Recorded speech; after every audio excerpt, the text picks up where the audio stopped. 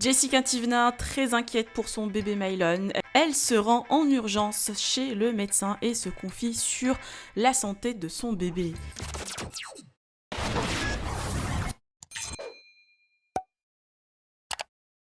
Le bébé de Jessica et Thibaut, né d'une malformation à la naissance, avait déjà subi 2 opérations.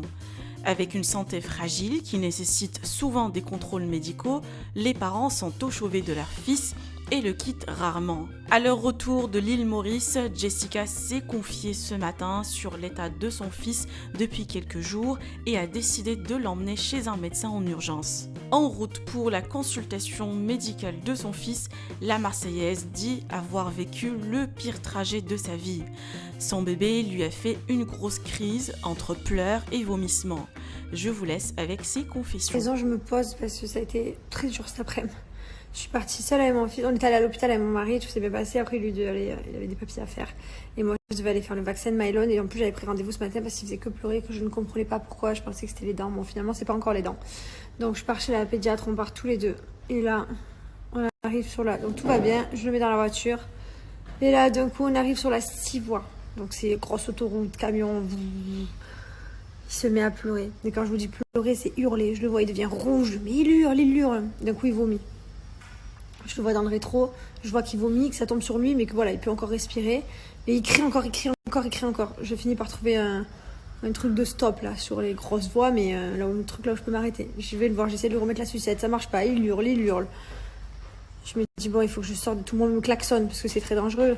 Mais bon, j'étais sur le hub à côté, là où il y a la place pour s'arrêter, hein, qui était fait exprès. Mais du coup, je me dis, allez, on peut pas rester là, c'est pas.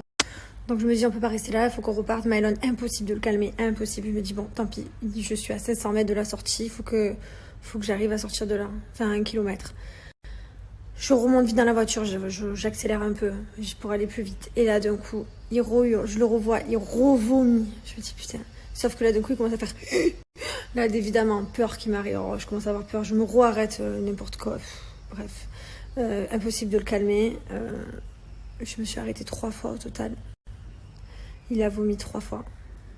Il a hurlé tout le long. J'ai jamais réussi à le calmer. J'étais seule au monde, au milieu de ça. Je sais, j'étais au plus mal de ma vie. C'est un cauchemar. Finalement, on est arrivé chez la pédiatre, il était mort de rire. Et il va bien. Voilà, elle m'a dit, il a rien, quoi. Il va bien, ça doit être, je sais pas. Et après, du coup, il a fait son vaccin et voilà, tout va bien. Et après, au moment de partir, pareil, je le mets dans le siège auto, il hurle à la mort. Donc il hurle à la mort, impossible de partir de chez la pédiatre. Elle le regarde, on comprend pas. C'est qu'au moment où je veux le mettre dans le siège auto. Hein. Il veut pas être dans le siège auto, il veut rester dans les bras. Et là, du coup, ils me mettent dans une pièce. J'ai réussi à le calmer avec l'aide de l'infirmière.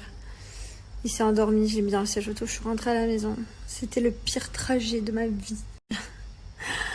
Je sais pas pourquoi il a vomi 3 fois comme ça, de colère, de nerfs, je sais pas. Impossible de le calmer, je sais pas. Dans ces moments-là, on se sent seul au monde, quoi.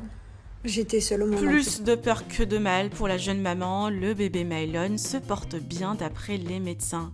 N'hésitez pas à partager vos avis en commentaire et n'oubliez pas de liker et de vous abonner à la chaîne.